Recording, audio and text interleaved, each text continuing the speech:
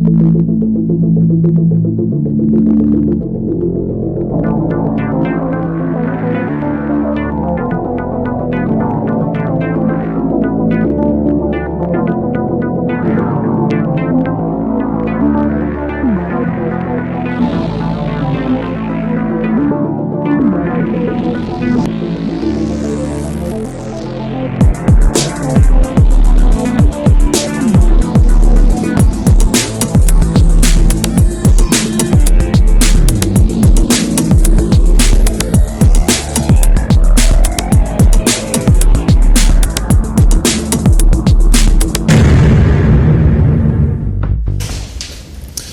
l'équipe patronnée par Mike Kamwaka, Samson Ilunga, Guy Poutou, Veyambata, Issa Longo, Koupar, Freddy, Rodi. Voilà l'équipe Bazawana, Bapesibino Mbote pour la numéro 4e pratiquement. Il y a Canal Presse pour la Poso Oyo. Encore une fois, te remercie Bino, Bissikamio, Sobozali, Boza pour la Canal King Télévision, la magazine Yango analyse et actualité, la Lingala Courant, Canal Presse, Namoko Nalelo, Topesibino Mbote, Toza jeudi 21 janvier 2021. Breaking news, Martin Fayoulou, Boebi Yango à mettre en place cabinet naïe, lobby, la point de presse, et Babengi Yango, équipe de combat, animateur, il y a équipe de combat, wana, Kombo la bango pesamité pour des raisons de stratégie, balobi, et Rosa Malamu, Babunda Tumba, na voile les longi, c'est-à-dire Babombana, pour que Bilongi et Monanatengo, nous jugé en procédure de flagrance, sûrement, car la mingi était condamnation naïe.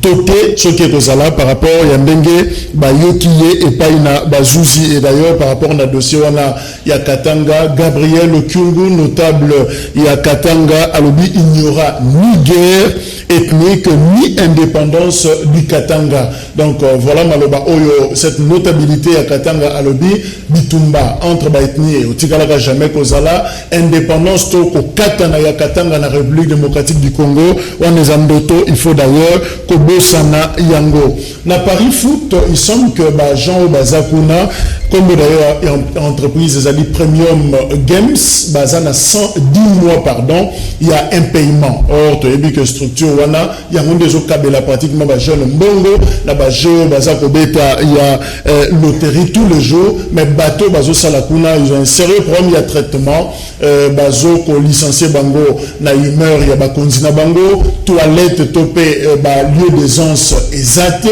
Ezamaloba Oyo, Moko est syndicaliste, Asili Ko Loba, na micro na biso, je crois que tous les détails, Boko Zoyango, na Kin Matin, pour na Koyo Kaye, Malamo. Parti politique MDVC, Balobi, Mbongo va député 12 millions pour la session extraordinaire, Balongo la 10 millions, Batindango na FRDC, par amour patriotique, va soutenir les militaires ou Bunda na Est, déplacer comme Kamakambo, to éviter Soki, Assemblée nationale, Bakondima ko Katambongo na Bango, pe Mukiete 10 millions sur le 12, Batindango Papa Soda, na éviter Soki ko Salema, na Antoke Zamakanisi, Oyo, Ndeko, Moko, Siliko Pesa, par rapport au dossier Wana Chan 2020, que République démocratique du Congo, na Libye, Bazokuta na Lelo, Nangonga 17h, nous recevons pour Nabino, Moko est chroniqueur sportif, il y a Maison, Canal King Télévision, Yannick Ndjuki, confrère, Azanabiso Elongo, Ndjuki Mbote. Mbote, Jacques Tikou, Mbote, Balandinho, situé à émission Canal Presse. Deuxième sortie, il y a Léopard, il y a République démocratique du Congo, cette fois-là, face à la Libye, 17h, confirmé. Oui, 17h, mais avant cela, Jacques Kifo, Bandeko Bazo, Landabiso, et Basimbake, bonne nouvelle pour la Léopard et la République démocratique du Congo, où Bazabongo, logé dans le groupe B, il y a 6e édition, il y a championnat d'Afrique des Nations, où il y a 5 joueurs, où Bazaki Bongo testé positif pour la Covid-19, où il a récupéré déjà mon couleur lobby, donc annonce on a d'une manière officielle, après deuxième test dans Bango, il y a Bongo testé négatif, donc je crois qu'il s'est un peu commercé Ngimbi Philippe Kinzumbi bango nyonso ba faire partie ya match ya lelo oyo wapi soki Jean-Florent Bengue a kanisi ko aligné bango avec des raisons oyo ayebi le entraîneur na bango ayo bongo kotanda bango sur terrain. Mais lobi déjà il faut qu'on rappelle que ba Léopard oyo nyonso bazaki testé négatif ba déjeunaki ensemble dans groupe oyo nyonso tout pour bazaki bongo mise en quarantaine mais ba revenaki na ambiance na bango normal et que lelo déjà na 17h un match au ba croiser équipe il y a justement pour la rencontre il y a lelo déjà première rencontre au Monaki exploit Salemaki un but oyo Léopard Babimaki na yango. Alors lelo quelles sont les chances de réussite il y a Léopard? Voilà ils ont rencontre moko XXL nenge bazo bengango parce que ça choc entre les deux nations oyo déjà bazo zoa chanwala boyebiki aux 6e édition donc 5 fois betama République démocratique du Congo a 2 titres et puis Libye a un titre encore mais ils ont rencontre moi ya banjeu belé pourquoi République démocratique du Congo a croisé équipe wana Libye lors il y a première édition il y a chanwala en 2009 na édition betama na Côte d'Ivoire na stade Oufouet Boigny donc République démocratique du Congo et Thomas plutôt dans avantage il y a ba Fauve Congolais wapi ba gagnera na score il y a 2-0 souvenez-vous époque il y a 13 ans pour tout ba Alain Kaloutou Kadioko mais cette fois-ci Libye wana ba roya pour bazo luka ko se positionner dans groupe B wana pour bazaka kana 1 point donc Léopard bazabon na 3 points suivi à Libye Niger et puis Congo Brazzaville au hasard na 0 point donc ceux qui vont mis balé ba se neutraliser et vous allez bon ba projeter à venir na bango pour ba ningeni ba se qualifier la 3e journée mais lelo je crois que match wana et que ça moko au gagner pourquoi surtout en faveur de la République démocratique du Congo où déjà Zoluka ko se qualifié il y a 2e journée na lors il y a rencontre opposé face à l'équipe libyenne na 17h. Tous les détails je crois qu'on a 13h on a Tolobela voilà on a 13h avec Djidji Mutombo on peut s'appeler ba détails on a nyonso mais rencontre mususu ezapekara na groupe B wana ezabongo équipe ya Congo Brazzaville où a croisé bongo équipe ya Niger donc bon balé pe ba meka ko lukala pour se positionner par rapport à la qualification. La soirée sera sportive na canal Kin télévision toute l'équipe à sport ba rozalona na pourquoi pour na ko retransmettre match wana ya Léopard Libye na mokona lelo 17h Jules Boulembe Matiangaza sur place na Cameroun déplacement au Salema lelo pour na ko vivre en live ce qui se passe au nom ya canal Kin télévision. Alors confrère Nzuki merci merci Bato ba continuer je rappelle que Canal Presse aussi continue tous les week-ends Kino samedi. Merci beaucoup. Merci. Voilà, Tozana Bapaya, katika tabiso oyo toko discuter na bango en dehors il y a match il y a Léopard na Libye RDC Libye mais tozo le belapé politique boyebi Canal Presse musana yango principalement yango wana. Alors ba invité Tozana bango René Bonganga zana biso elongo oyazali moko tope mokambi il y a structure etaliba bembiste mbote na yo. Mbote ndeko journaliste mbote pena balande bazotala kolanda émission na biso mbote pena bandeko to kabla bangola makanisi je pense que le débat est causala à l'auteur pour na intérêt mboka na biso. Joël Namulinda zana biso longo ya Union pour la nation congolaise UNC habitat Cameroun mbote ndeko journaliste mbote ba ndeko ba ko débatteur ba baza pene na ngai mbote ba spectateur nyonso bazolanda biso bao nyonso basepelaka na émission ya Canal Presse topesi bino mbote bo continuer toujours kotia loboko pona ke chaîne na biso chaîne oyo ezolukila bino information oyo eza caché partout et o memela bino na bandako tina ba fonfo donc bozala toujours soudé. Merci Joël Namulinda UNC.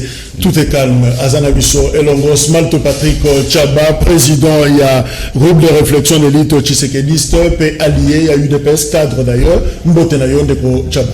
Matondo mingi ndeko na ngai Jacques na sepene nyo obengi singa mko ata yono obenga ngaite mega ba public ki te foke ndoleka na sepele mingi nyo obengi singa tonga lelo batu nyonso oyo za problème zando na banza ki ngobila il faut que solution pour na bato wana je ne vais pas olingi tokodisa mobulu na kati ya mboka kozala bien te olingi sala makambo zando obusali parti bato ba travailler ka ekopesala bien po banda ba zando cho bitene na ba kabinda tout ça est insuffisant ba clé ba ka pété tolingi batu ba vivre bien ba mona ki makambo e bongwami sur sali bongo ezamana mingi matondo mingi bato so Canal Presse bato mingi bato so landaka biso merci beaucoup. Voilà, qui tient ensemble les Apolélés, toujours c'est là, bande de ensemble, ceux qui bakoiko comme la biso pour discuter, mais justement, Neges Malto a effleuré en gros déjà, dossier à Zando, alors, stade Otozana Yango Sikaoyo, information par reporter na biso, mais c'est au bouka maloko na film, kobanda na Rwakading, kilo na kati, kilo na niveau,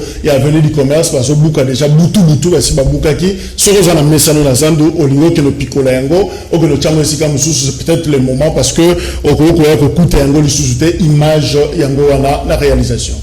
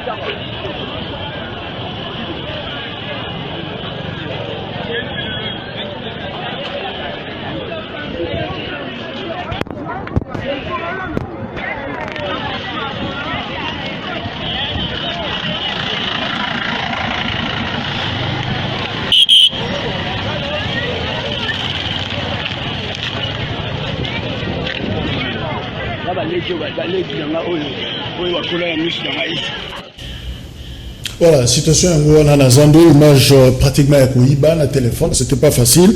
Il y a quoi avec tous les services sur Bazawana pour la cause de image, na ba condition et c'est là où on décore René. Je crois que le dossier Azando, il faudra placer quand même un mot, tous les habitants sur la Kinshasa et créer le coup la moins crise tension, makasi par rapport à la vendeur. Alors réaction depuis les années. Merci beaucoup, de journaliste. Je pense que le problème est que les Canadiens ont touché ma famille. Parce que tu as dit que ça, tu as dit que ça a été comment le cola couvrir moi étendu à Batmoko que ma babi là. Mais la situation est que kuna bon, tu éviter. Est-ce que tu dis que basala ndengwana bon. Mais il y a complété une déco, alors bika kana gouverner à ville, mais il avait formé que mon conjoint ka chef de l'État tambola qui na butu. Na gouverner ensemble bakende ki wana. Et puis, chef de l'État, à moi qui a lobby, mais comment le ministre de l'Intérieur a fait dire que non, à Tika bon sa bonne beauté. Je pense que c'est ce qui me dit quoi qu'on rappelle le gouverneur de la ville, a rappelé le chef de l'État. Parce que c'est là qu'une mission qu'on a boutou, presque à aller former pour na makambwana. Mais, na kuruba ki, kulukambong des amalam. Santé pe abato zali très important. Pour tout ça, basala ka, bateka ka, mais ce que koti, ils a full. Bon, il faut pas le candidat ba méthode, n'engage de quoi lobby. Avant balongola bango ba disposer sikani misoki balongoli wana ba okende wapi pe sika wana ezala peu fréquentable ba ko kota ba yana bango ba misana donc ba ko sala ka brisqueté il faut moi campagne moko ba explication ba to ba les bien fondé mais ko brisquer bezo sala malamu te santé bato ezana mutu ya munene mais ko yeba pe ke bato ba bikaka jour en jour ndenge baza de bandade comme ça et ko suka ndenge c'est ce qui pose toujours problème na gouvernement na biso. Il ne faut pas prévoir.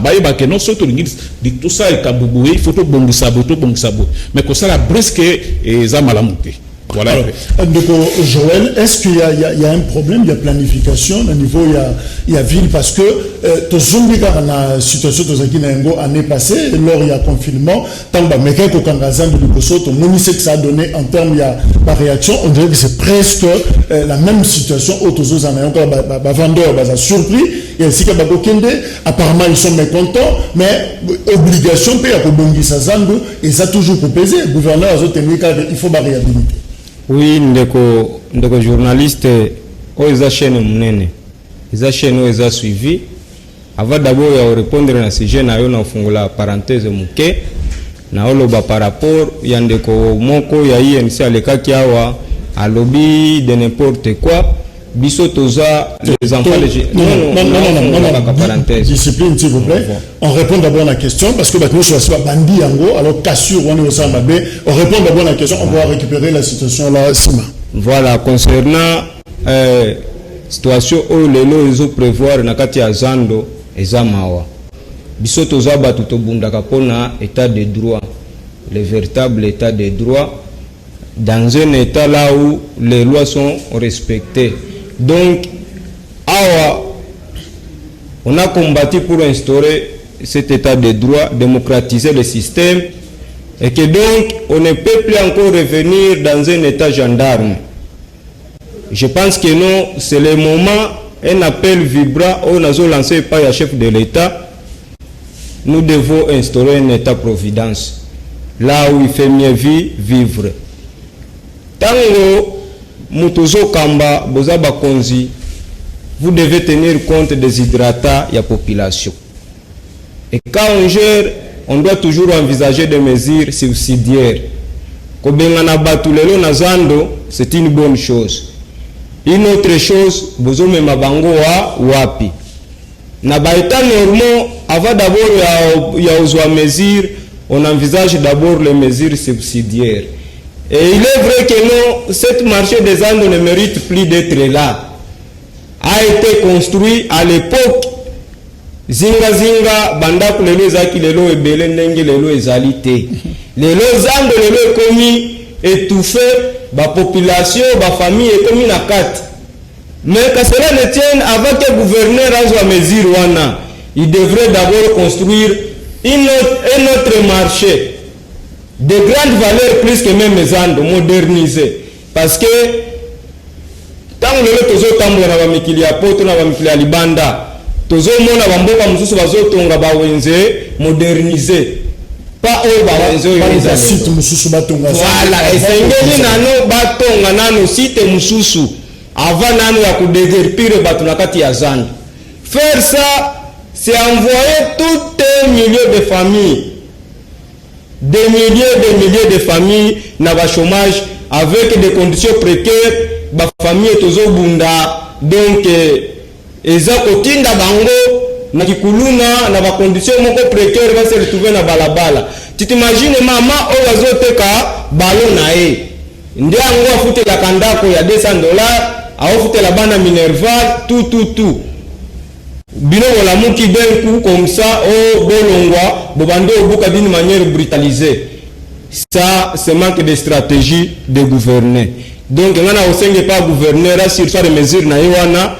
En attendant, ils peuvent prendre, envisager une autre mesure, batongi wenze mususu ba localiser ango, tango wenzane aussi là, ale ba ibisi bango mutu na mutu yaka etandi na yo ya yango yo, ce site peut être affecté dans une autre activité. Alors est-ce qu'il y a urgence? Il y a pour délocaliser Zando, il y a pour banda réhabilitation. Il y a Zando, c'est vrai, Kalembelembe, na lingua est supporté, Batunion sauté. Kabinda, c'était pratiquement une école transformée en marché. Tu évites qu'est-ce qui va se passer, un marché périphérique. Et curieusement, députés provinciaux, silence de mort et de confort, personne ne dénonce, personne ne parle. Oui, merci beaucoup. Moi, le gouverner, c'est prévoir. Je pense qu'il va confiner quand Gombe, plus de 3 mois, je pense, presque 5 mois. Période douane on va confiner à Gombe Zando Zalagate. C'est la période douane on va ça va sokola Zando. Mais la grande surprise est que ça les makaka siko au batuation bandi activité et que malamu puis na mois de janvier moi zalaka mingi na mpiaka des héros na bazo bloquer biloko wana. Pour répondre à mon frère, non, tu contribution de l'état té. Contribution de makambo té. Première chose de la ville ça Ngobina. Il est chef ya ville yo papa. Lui, il a coupé ce rapport Pamba. Il est number one. Mais ne peut pas commencer chef de l'État à Kamboazan. Vous risquez, vous chef de l'État à Kamboazeko. Ou à Seko, la BNT. Vous risquez maintenant de faire appel à chef de l'État. C'est grave. Dès qu'on a alors on a TV. L'aéroport, tu peux chef de l'État. Donc tout ça, il faut chef de l'État. Il faut que sa population qui est Kolovilo, numéro 1, il y a ville. C'est Ngobila. Nous ne pouvons pas se matin en tout cas tout na boy et ça oui et ça bien naïe il ne faut pas commencer ça qui est ngobilaye au chef de l'État quand on a chef de l'État au chef de mais finalement Moussa va gouverner il faut dire aux gens que Moussa la ville et ça gouverneur Moussa la tête et ça national Moussa la tête et ça Sénat il ne faut pas commencer à prendre les tout au chef de l'État ça n'a pas de sens c'est une grande nation je pense que nous pouvons tâche na ko ça ndenge na Jacques ça la mission alors ça la mission et ça air na sur la sili nous ça continue la mission na et ça la bongo il n'engage pas la chaîne donc ça dit qu'il faut faire voir batukono ça vraiment nécessaire basta la ngona moi oyo vu que Pierre Keza Makasi vu que nani déjà période de janvier il fait si on veut faire ça basta la ngo progressivement babandi ata si avenir et sili bato ake boye kaka nani nyeko sila on est aux malamu par rapport à pesa bato ba colère ya merci dossier wana zando je crois que ça dossier à suivre toujours landelango de près ko ba comment est-ce que eza ko évoluer boye biango président de la République Félix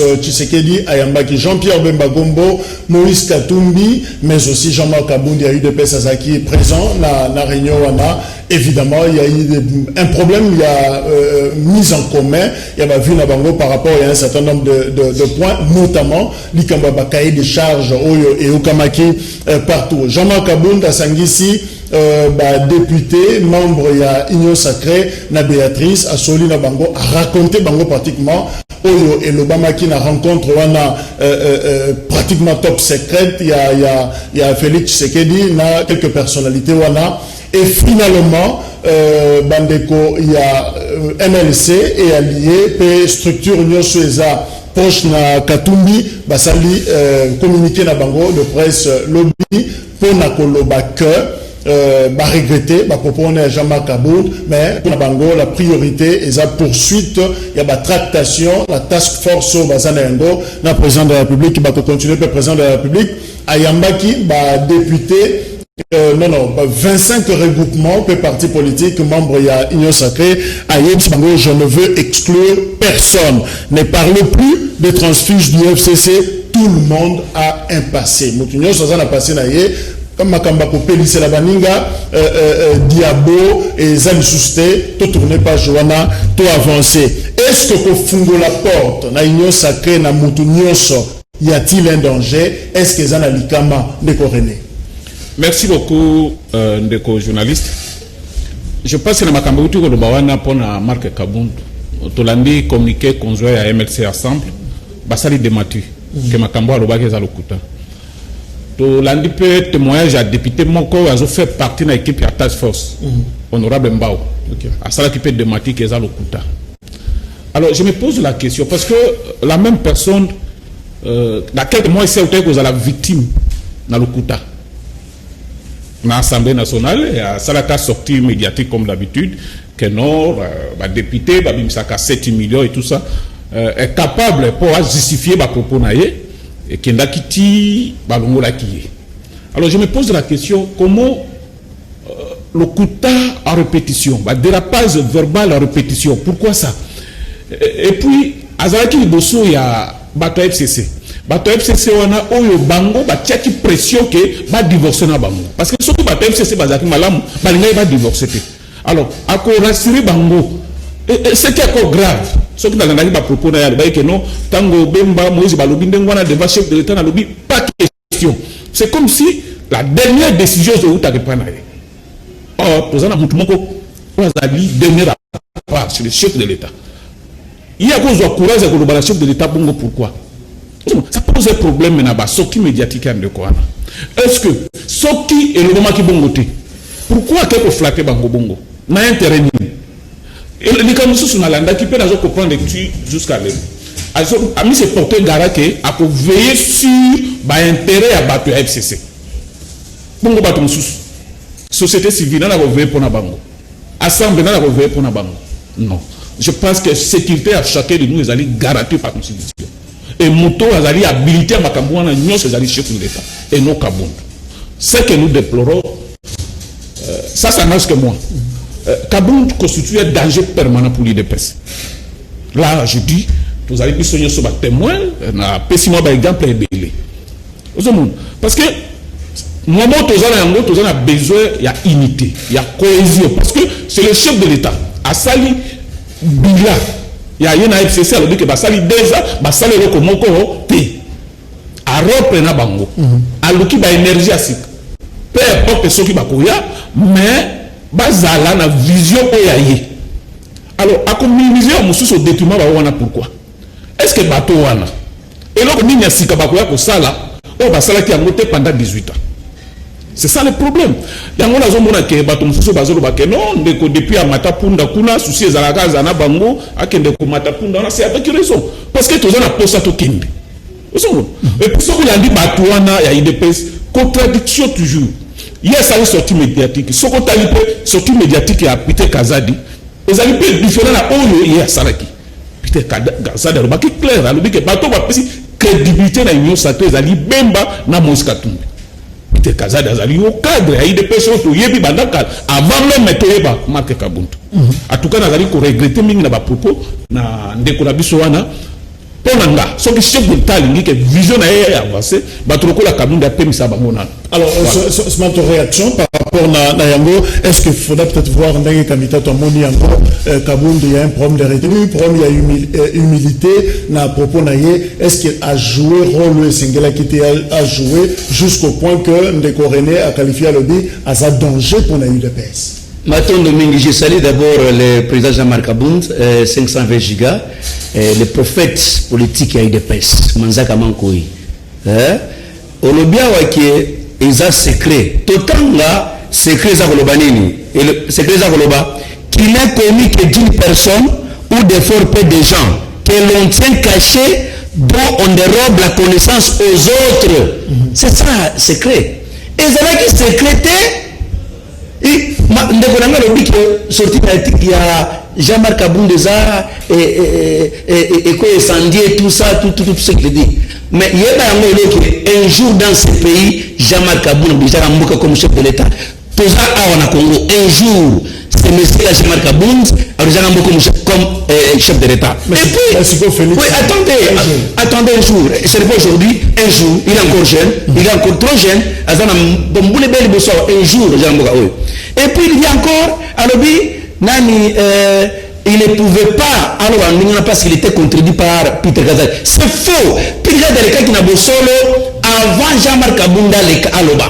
Avec qui n'a pas solo la politique. Peter Kazadi n'a jamais dit que non, tu as pensé que la consultation, c'est valeur, c'est Moïse Katumbi et même. C'est faux ça. Nous tous, on a suivi Peter Kazadi. D'abord, il me suit en passant, il est mon frère, il me suit en passant. C'est faux, c'est mon frère, tu peux dire. Et puis, quand il dit, à ça danger, attention, Jean-Marc Abound a voulu parler, c'est que Batubayoka. Tango, député, il y a ensemble. Babi, on a dit que Makambouane, avant que Jean-Marc Abound aloba. Nous, on était calme, très calme d'ailleurs, c'est rien. Et les écrits, Stelle à l'écrit, Moukiba à l'écrit, Cherabe Okende à l'écrit, Moïse Doza à l'écrit. Je n'ai pas vu une personne, mais quand Jean-Marc Abound a créé problème. Pourquoi tout ça? Et comme acharnement, Jean-Marc Abound, nous à l'IDPS, nous disons la vérité. C'est qu'il est père. Quand il disait, non, écoutez, même dans un bouton à Kabila, nous avons bouché à Tongo à Zagipananga. Chez nous, on dit la vérité. On ne cache rien. Comme il y avait spéculation avant, nous on était contraints. Jean-Marc Abound a été battu qui n'a qu'à décharge bosser la poste tel ensemble national na primature. Mais si Jean-Pierre même aussi la primature en Katumbi, ça c'est grave ça. Ça c'est grave. Je me résigne. Bakenda qui na Genève. On va faire la campagne à l'américaine. C'est que on a posté la campagne à la congolaise. Bayawa Fatia Zukimba Mbaravion na péril de sa vie. Campagne va jet il y a consacré à tous les niveaux. Fatia a eu pouvoir. Fatia, quand on dit pouvoir, quand Kabango va dire non, c'est un patin, il ne dirige pas, c'était une ligne à Pamba, et à Gobé va ici tout. Et puis ils me dit, Fatia, quand il n'a jamais eu mariage entre un Kabila. Comme c'était vraiment, et comme il a Fatia après résolution, à 4 mariages dans Kabila. Aïe, je ne sais pas, Boyakasi, mais vous êtes venus, quand vous voyez, l'union sacrée est pour la vision à peuple. Vous avez fait des charges, vous avez une vision, et puis là, après, moi, je suis moko, aya azu et le wana yemoko, ache et c'est par terre. C'était Jean-Pierre Mbemba, nous avons fait. Nous connaissons tout Jean-Pierre Mbemba, qu'il pouvait faire. Mbemba, vous savez, moi, je suis un boninga moko, na kimisi bango na bengo tout travail na peso kwang. Rien.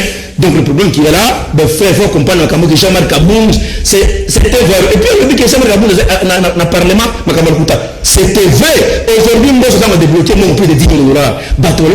À cause de moi je dis non, chaque fois que nous avons depuis le bureau Mabunda, personne à contredire. Et Jean-Marc Kabou, nous totalement peut-être contredire, il y a dans le Sénat, ou dans la Chambre en Congrès, ils ont d'argent. Personne n'a jamais contredit Jean-Marc Kabou. C'est pour dire, mon frère, Jean-Marc Kabou est très important, à des soldats devant la guerre. Faut-il contredire Mbembaté, mais il y a contredire Bango parce que, Babinga qui Bango comme, il y a eu des presses, il va représenter l'idée. Parce que, trois idées. Kabou, mais Kabou n'a pas parlé de presse. Il y a beaucoup de chefs de l'État. Nous devons mettre une histoire. Justement, est-ce que le fait pour Félix Tshisekedi à Kolobake n'a pas exclure Moutouma côté, n'a pas fungé la porte, on a passé, on ouvre la porte à Moutouma, est-ce que ils ont imprudence, est-ce qu'ils ont sagesse, est-ce qu'ils ont méthode à malam?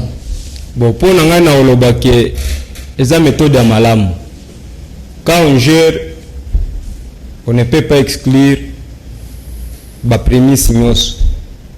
Toutes les prémices sont les bienvenues.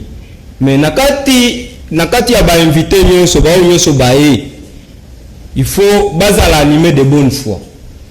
Tango histoire ndenge de kwa uti oloba. Tango tobima Genève et Salema o esengele Salema. Président Fachi nande konae l'honorable Vital Kamerhe va se décider bisoto sa la campagne à la congolaise. Baé va sa campagne. Après tous eu pouvoir. Tant tous eu pouvoir, l'honorable Vital Kamerhe a été le premier sur TV5. A lancé un appel Vibra et pas de Kombemba. A lancé un appel Vibra et pas de Kokatumbi. Boya. Parce que on ose croire que bisonyo sotozaki na combat moko. Malgré ce qui nous a divisés. Ce qui nous divise, l'idée de Benga Bemba na Katumbi, eza bakina baloba boule, eza boule ya liboso ya Kamerhe. Voilà. Tango mapona mesili, l'honorable Vital Kamerhe a lancé, étant donné que lui aza pacificateur, ya linga kosangisa batu nyonso, abengisa bango, babuda oya.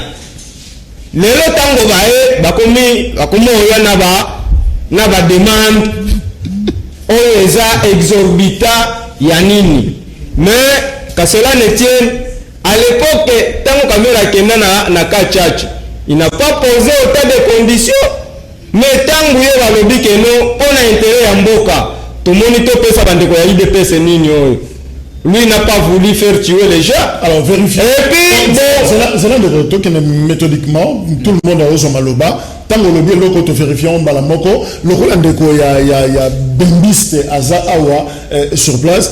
Ndeko René, est-ce qu'il est vrai Jean-Pierre Bemba azalaki demandeur d'emploi, demandeur de postes, comme son frère Katumbi, Akeko Senga primature, si on dirait Yindelié, Kabunda, Nissima Vamio, son poisson, et comme presque ridicule. Qu'est-ce qui s'est passé réellement? Parce qu'on a communiqué conjoint, bah ça lui démenti, bah le but c'est faux, bah comment les a soloté. Merci beaucoup Ndeko, c'est pour la Kolobake.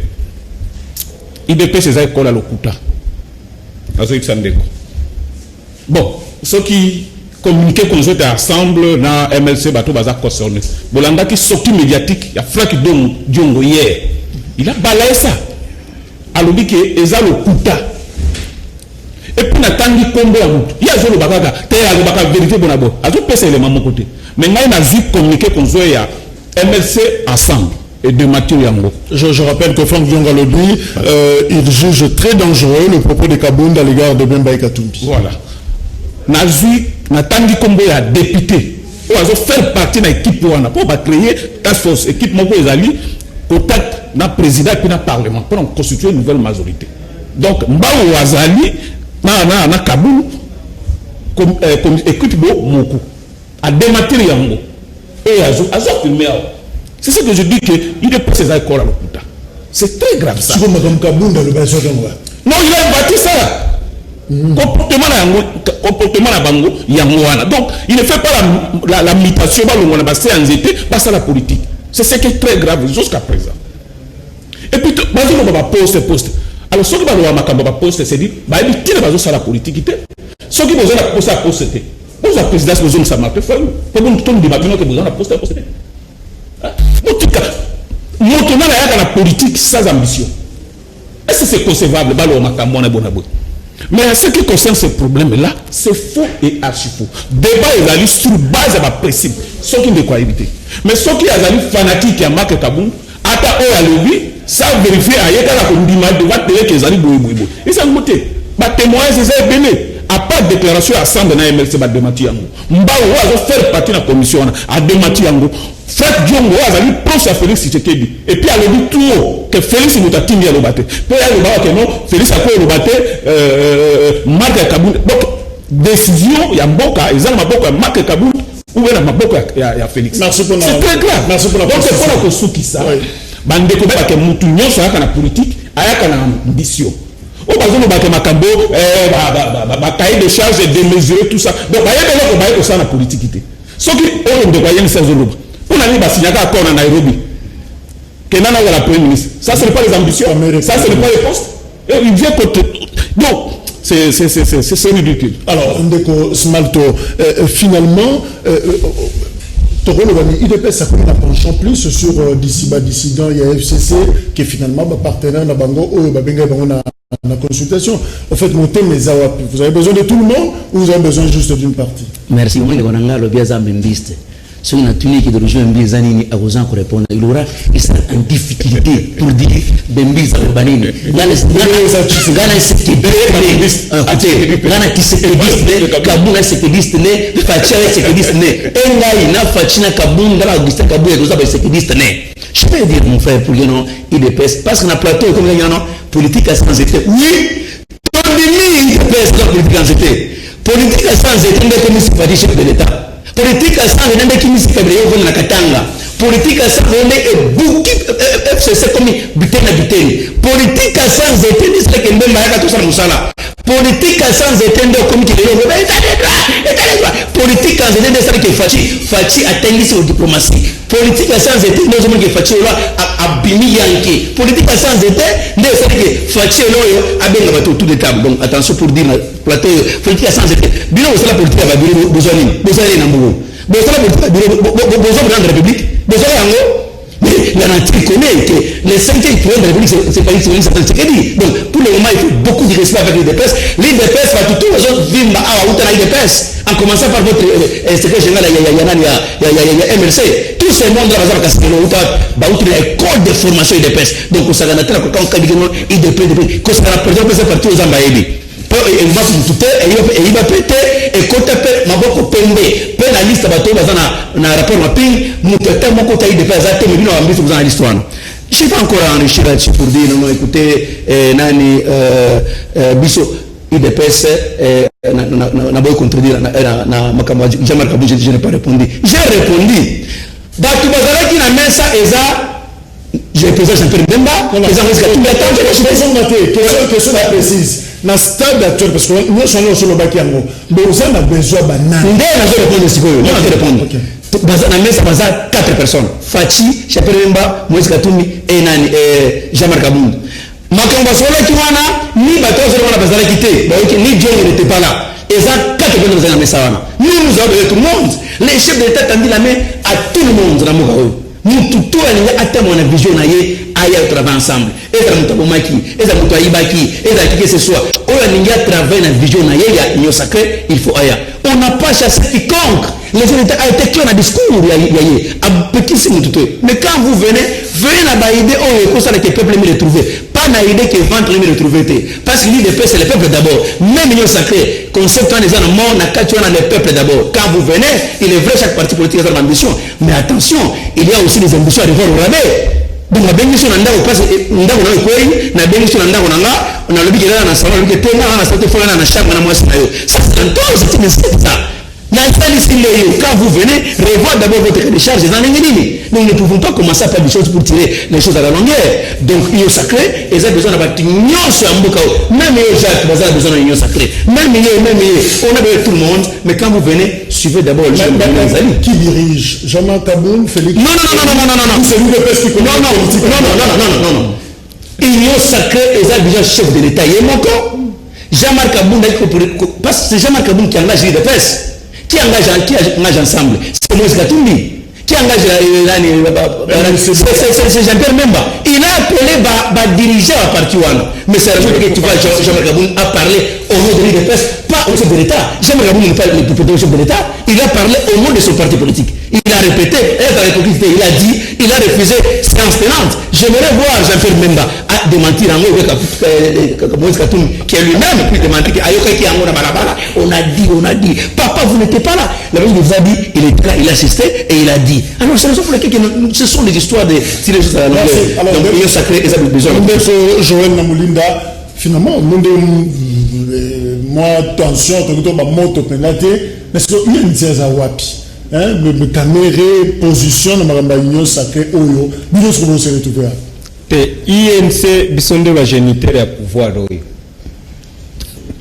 Nous sommes les géniteurs. Toza bisonde na IDPS, bisonde toboti pouvoir. Tant de gens ont posé la question que nous INC boza wapi. Non, la réponse est claire. Lobby secrétaire général na biso ya INC bayambi epa ya mokonzi ya mboka Félix. L'INC est dans l'union sacrée. L'INC, quand les gens se battent pour des positionnements, ce qui est à la caméra, mbelele bazo finga mokili mobimba. Mais bango tango bazo ya babando welela eloko na necessité. Nous tozo seka bango tozo mona bango bazo sala politique ya politique ya C. Ce qui prime beaucoup, c'est que les Arnano baïdé va se pencher pour la intérêt du peuple. Oui. C'est là. Question, bon épargner biso na langue de bois. Hypocrisie ça la té. Tant que besoin le baqueur, bazo le là, babandi ko singa poste, to banana baï. Si vous poste ya ngo poto yebi na biso, ba politicien ezali comment on ne peut pas fonctionner sans gouvernement. Gouvernement kozala batu ba kosenga ba comme ministre bazali sikoyo discussion wana ya ba poste nana ko assemblée nana ko primature nana ko bo et ko sala matin voilà les autres mama be batu ba lo bango sikoyo ko ba lo bango mukolo yango nga lelo na osenga et pas mokonzi mboka peuple azo souffrir il est à se mettre au-dessus de tout le monde azo a décision courageuse aux à la bénéfique na kati ya miso ya peuple congolais pour na que peuple a se retrouver décision wana eza soki alanda ba caprice des uns et les autres traités mokonzi ya mboka azwa bato na de perele atia bato nyonso afandisa bango alakisa bango intérêt ya peuple tango bozo ya bino nyonso bo privilégier intérêt ya peuple. Partage faisala équilibré et équitable en tenant compte des poids politiques de tout un chacun. Au moment où il y a un mususu, il n'est pas hasard député, mais hasard député azo senga. Mais tu vois tous ces gens autour des chefs de l'État ils n'ont pas compris la vision du chef de l'État. Ils n'ont pas compris la vision du chef de l'État. Voilà il faut que Mboka azala au-dessus de tout le monde, azwa décision d'ici bientôt abimisa premier ministre, a nommé premier ministre azwa musala parce que bandeko tilelo na beni bazo kufa. Bakufi plus de 40 personnes. Dans tout ça, le chef de l'État, il doit mettre une équipe efficace, c'est le moment même aussi, il y a Obimisa, mais il doit pas quitter le honorable merci. Étant donné charge à ta moko, on comprend. C'est là, on cahier de charge.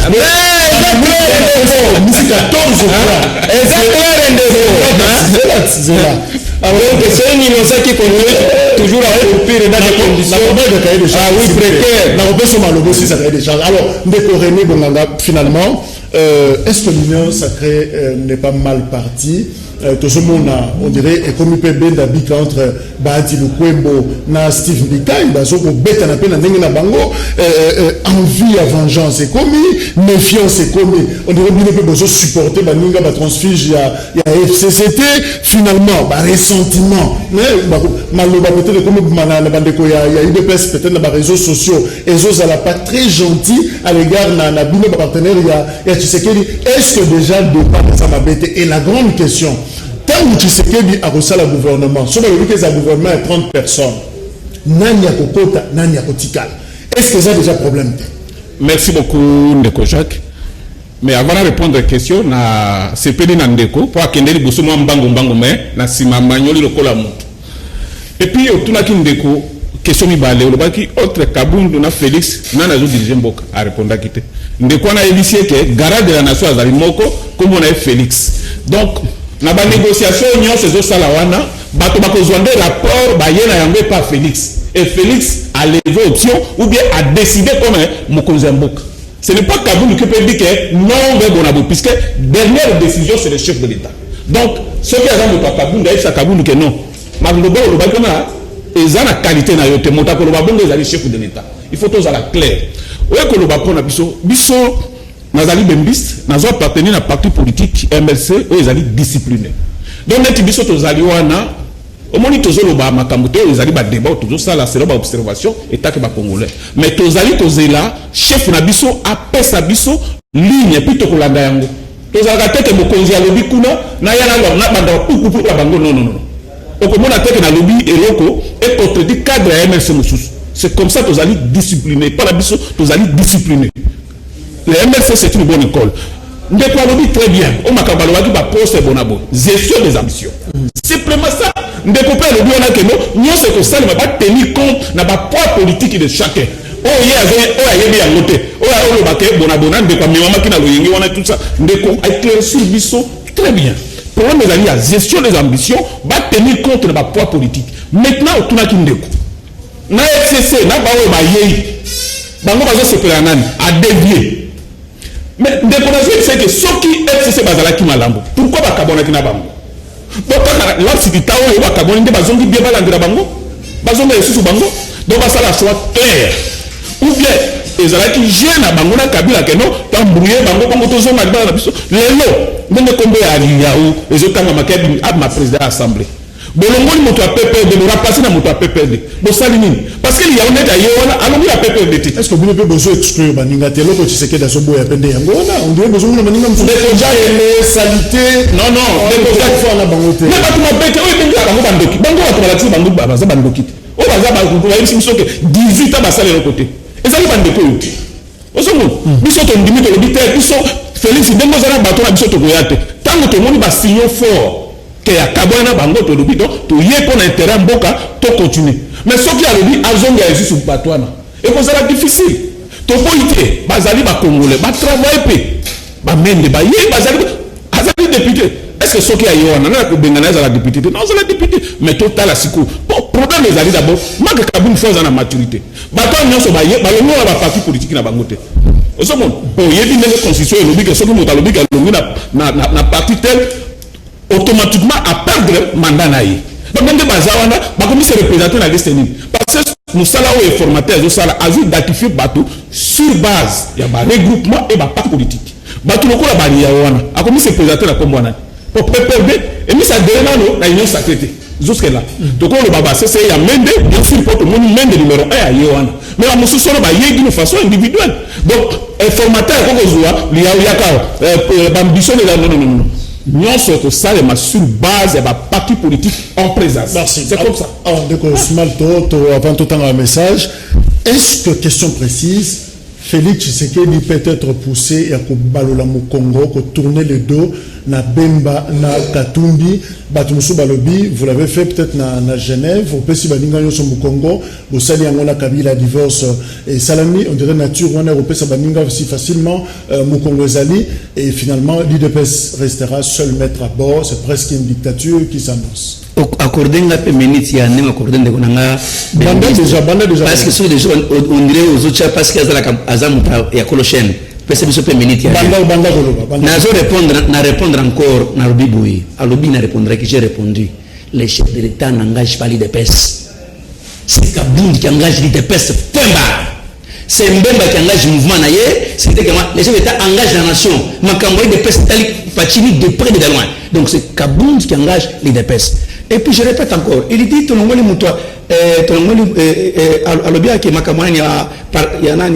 il y a ambition politique, oui, ça c'est vrai, ça je m'incline.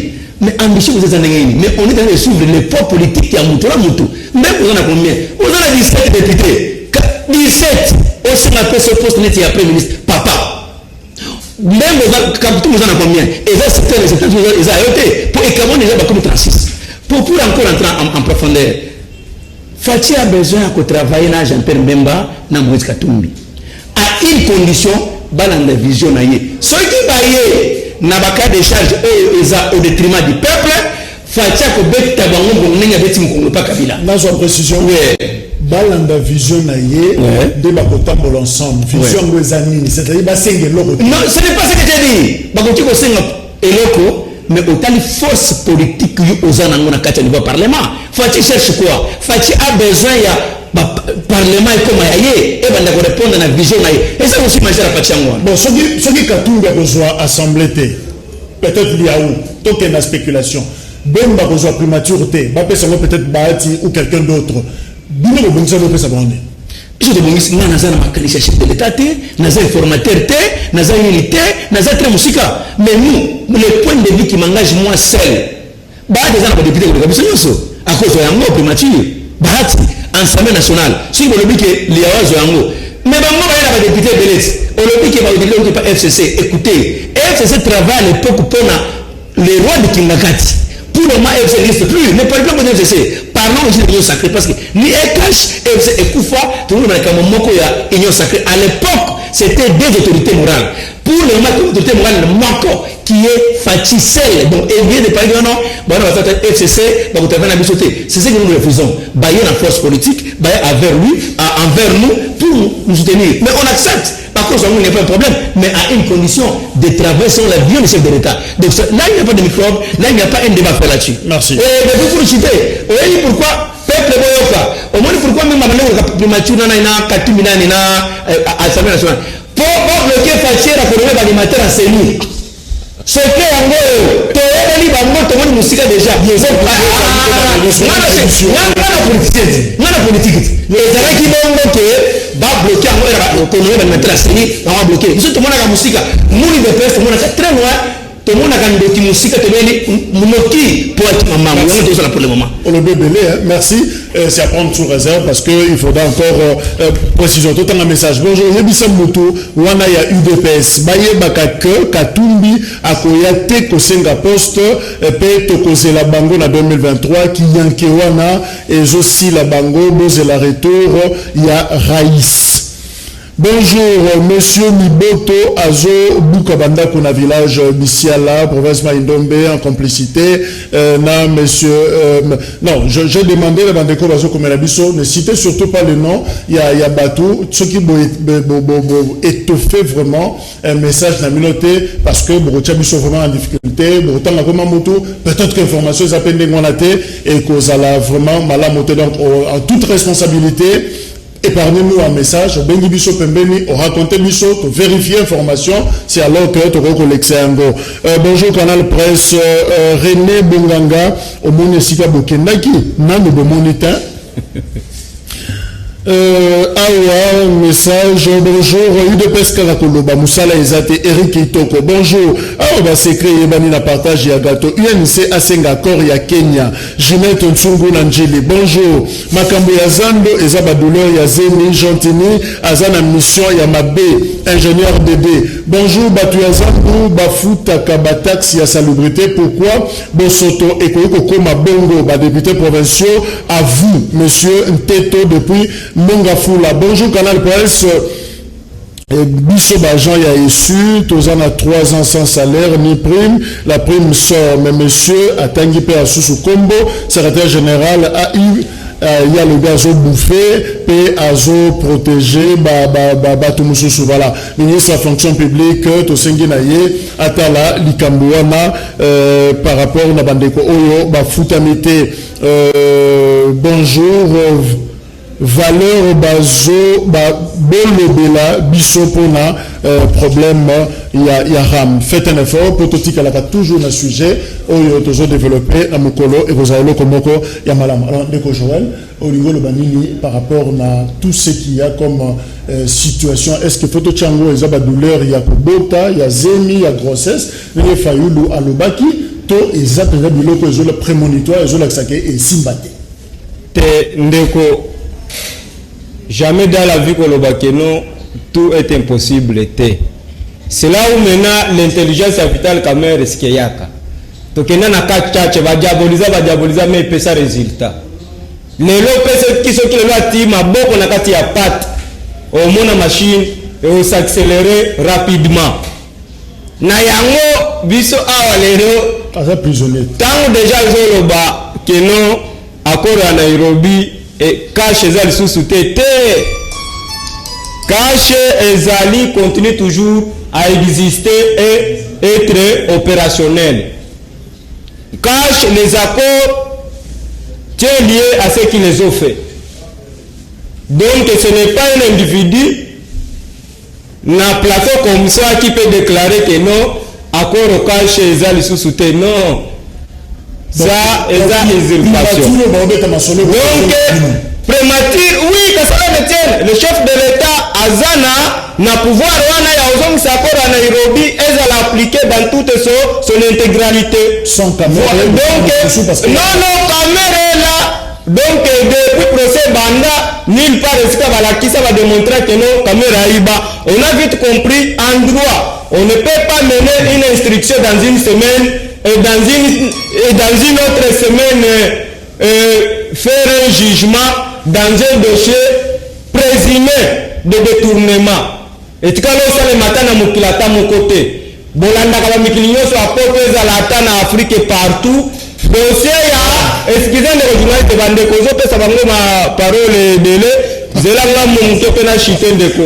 Donc dossier à détournement, il y a un biso to belela keno ezalaki kabal.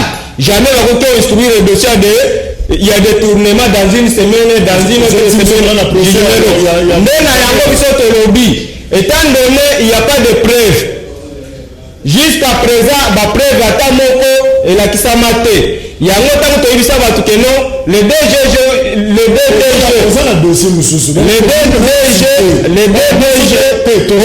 qui a arrêté mon colonne, ils ont dit qu'on a dipé une arrestation, il y a quand même. Il y a un élément, oui, nazo chité, le cousse, toujours c'est le chef de l'État a corrigé l'erreur au tribunal de première instance et ça là en réhabilitation caméra na droit naé et puis va aligner le sous procès pour que Azala quitté et libéré sans condition. Azala toujours vigilant. Discipline s'il vous plaît. Ndeko René Bonganga, finalement qu'est-ce qu'on retient? Est-ce que vous continuez à continuer toujours l'union sacrée malgré quoi koyo et outi kotalisama vous croyez que on peut continuer à marcher ensemble vous allez vous arrêter quelque part? Merci Ndeko Jacques, mais avant de recadrer Ndeko, je pense que plateau et canal qui nous allait suivre na bato belé ba mususu pe baleki biso musika biso bato toyaka il faut tout respecter bango tango tozoloba awa tozali na CNZTT tozali na plateau bato balandaka bandeko bazwaka formation muke na makambo etali politique ndeko ayeba ke FCC ezali identifié na table ya informateur te o ezali table ezali ba parti politique comme il y a azali mota PPD ayewana PPD tikali pa Kabila donc aye comme individu ayebite ke bazana difficulté faut ba identifier ba force wana soka lobi bati oui je comprends bati aswanganze parti na mende aswanganze bemba bona mais bato ya FCC bas o ba yewana ba ina ba parti na bango te ba tiki parti na bango kuna donc aye ba bongo Pour répondre à la question, 10 secondes pour tout ça. MLC ezali parti que si quelqu'un se balobaka pour na bolama Congo ezalaka. Vous allez journaliste nous yebi très bien banda MLC ezalaki mouvement politico-militaire Gaborone, Lusaka, Sun City. Même tango bemba ezalaki arrêté. Na sepi Kabila bengaka dialogue 2 fois. Vous savez même akende ko zo papa Kodjo ayaka MLC kendaka. Mais ezalaki ke to kende to participer to loba o ezali pour na bolama Congo. Donc ba poste ezali ko ils ont intéressé bisoté. Pour revenir à la question, je pense que nous croyons. Tu as dit que appel à Félix César qui se sert et nous continuer à croire. Et nous avons que nous sommes disciplinés. Tant que Bemba lobby le contraire, nous continuer à croire jusqu'à tel point que nous sommes. Merci. Alors, Smalto, 10 secondes.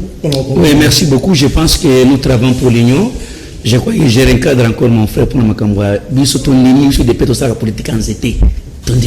Nous tous là tout bokabino bo vendre na mopanzi donc beaucoup mi pas na biso ta police nzete bo personnit beaucoup mi pas na biso je vais recadrer mon frère lequel mawa depuis ils sont en mandat lequel mawa tellement qu'il a touché na zo répondre monsieur il y aura personnit il depuis la signer la accord na combien de personnes na Kabila pour la 2023 pour restaurer Kabila na kaka na caméra pe to coacher premier ministre il y aura personnit.